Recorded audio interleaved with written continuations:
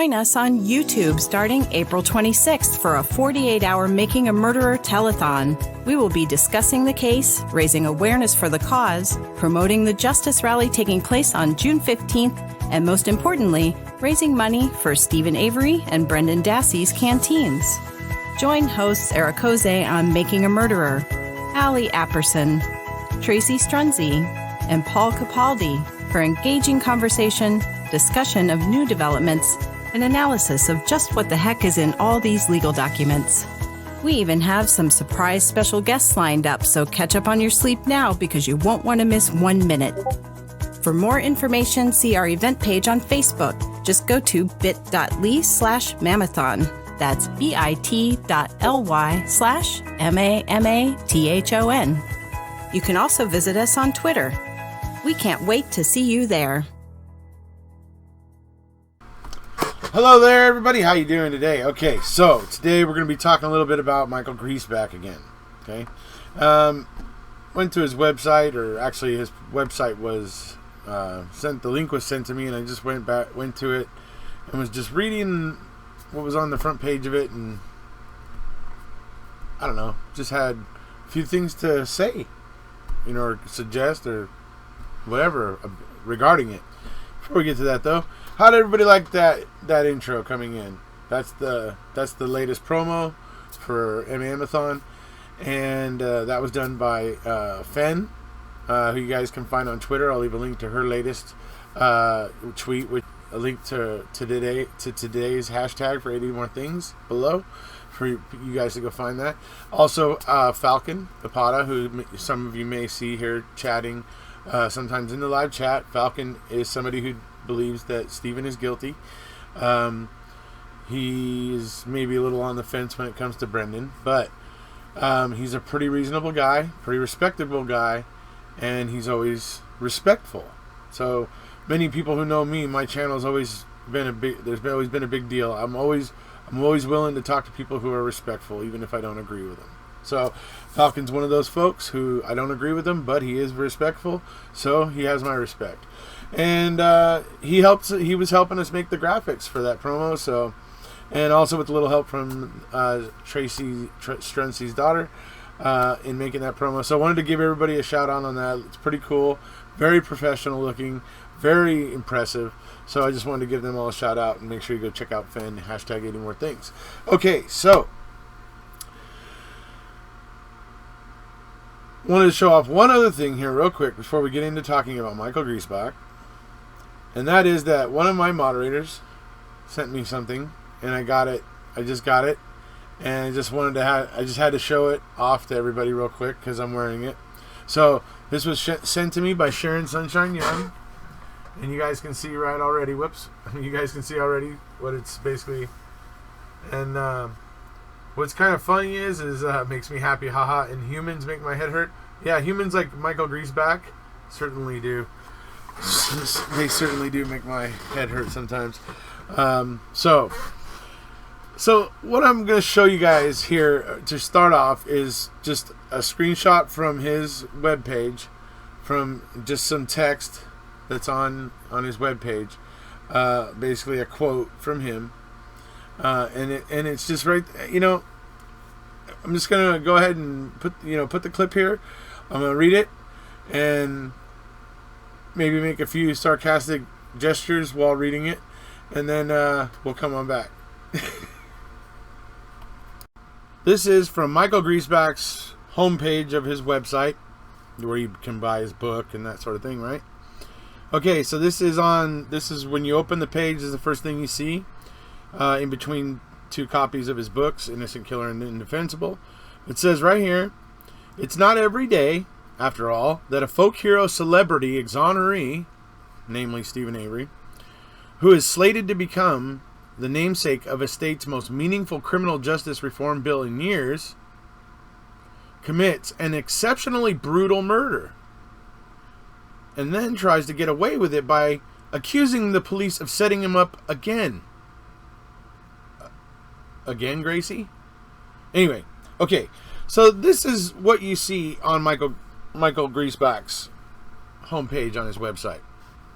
So I just wanted to point that out. I got a few things to say about it. Okay, so we'll just start out with the beginning of that statement where he's talking about it's not every day that a folk hero, exoneree, sort of thing, is slated to become the namesake for, the most meaningful criminal justice reform in decades, right? Well, that means it was probably ruffling a few feathers, I would think. People that were going to lose money or people that were going to have trouble advancing if they were like in a state job or something because the state was going to be so busy having to pay out these extra amounts of money for people that they wrongly convict. Anyways, so I don't know. I could see where there might have been I could see law enforcement, seeing as possibly changing the way they do their job. So I don't know. There's a couple of things that I could see that the criminal justice reform could ruffle some feathers potentially. But then he goes on to say that with all that, like he was all poised for these laurels and accolades, basically, right? He says he commits an exceptionally brutal murder, right? Okay. So, well, before we move on from that,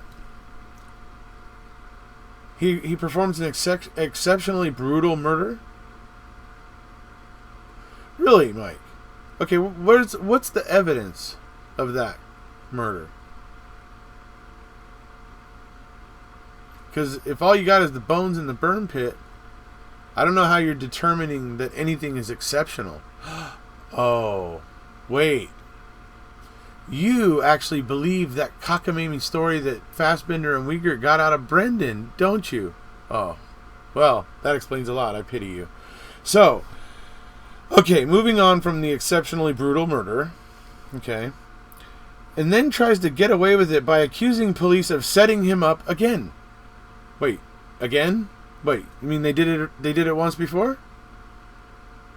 So how am I supposed to think that they're above it? I don't understand anything about that statement that really makes any kind of sense. Really. It's just he's trying to make Avery seem ridiculous, and I don't know. It's like I said, brutal murder? Really? There's no blood anywhere in the trailer. Anything. Nothing to suggest anything happened there at all.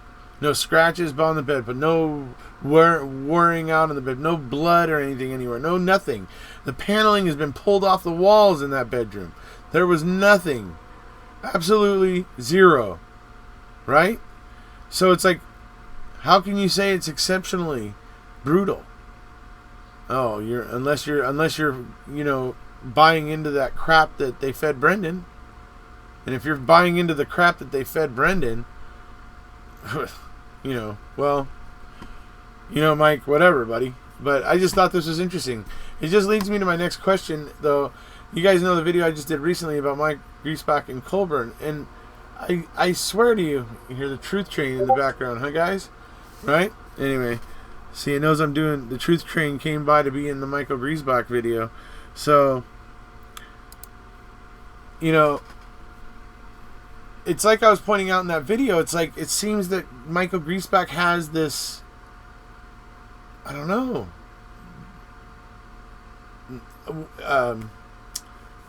predisposition to like help Andy Colborn. I don't know why. Okay, so the reason why I say that, because you guys know I said in the other video, I showed, basically I've talked about this too. I put the clip in other videos where they find out that Michael Griesbach and Mark Rohrer, when Mark Rohrer is being deposed, they find out, that they tell Mark Rohrer that the stuff about the Andy Colborn call coming from Brown County Police Department, no, none of that made it to the AG's office. And the guy is telling Mark Rohrer, I know for a fact that none of that made it to the AG's office. And you just see Mark Rohrer with just like that, kind of like, looking like he's in a real tough spot, basically, right? So we know that Michael Griesbach and Mark Rohrer didn't send that stuff to the AG's office. Why is it that Michael Griesbach is protecting Andy Colborn back then? That's, To me, that's strange. That's before the whole Teresa Halbach thing. That's all. I mean, that's before. You know. It's just. This was all when Stephen was getting released and stuff like that. Before the whole Teresa Halbach thing went down, that he was basically failing to send this documentation to the AG's office, showing that Manitowoc Sheriff's Department did receive a call from another law enforcement agency informing them. No, that didn't get sent. Why? And then we have now to the present day, Michael Griesbach is now representing Andy Colborn in his defamation suit against the filmmakers and Netflix and the production companies and the all of it, right? So it just begs the question: why is Mike Griesbach continually helping out Andy Colborn, number one? And then I just think it's interesting, that statement on his website. I think it's very telling. I just, it's too bad. I mean, Mike, when I first got into the case, I actually thought Mike was kind of a reasonable guy. I've kind of gotten away from that now. I don't think Mike really is a reasonable guy. He seems to be towing a line. He's just peddling a story in my mind. That's all he seems to be doing. It's like I said, there's no evidence that an exceptionally brutal murder happened. Okay, getting shot in the head, as the prosecution suggests, getting shot in the head, that's not exceptionally brutal. That's actually probably one of the quickest and one of the more humane ways to go. Not exceptionally brutal. Right? So, I mean, it's just so many times that the state has made claims or said things that just don't ring true. Anyway, so that's what I wanted to point out tonight. Wanted to talk a little bit more about MMA-a-thon. I hope everybody's getting excited about that. We're continuing to plan and build on that, and decide who we're going to be getting on and having fun talking about and whatever. And so, kind of trying to get it more planned out and everything, so that we can give you guys something of a schedule, maybe even a somewhat of a rough itinerary, possibly. Who knows? Anyways, we'll see. But we're working on that. We're excited about that, and we're happy to see that many of you are as well. So that's about it for today. If you haven't already, please hit subscribe. We'll see you. Get on the train before it leaves the station. Wisconsin versus Avery, a complete fabrication. Get on the train before it leaves town. The truth train coming, gonna run them down. Get on the train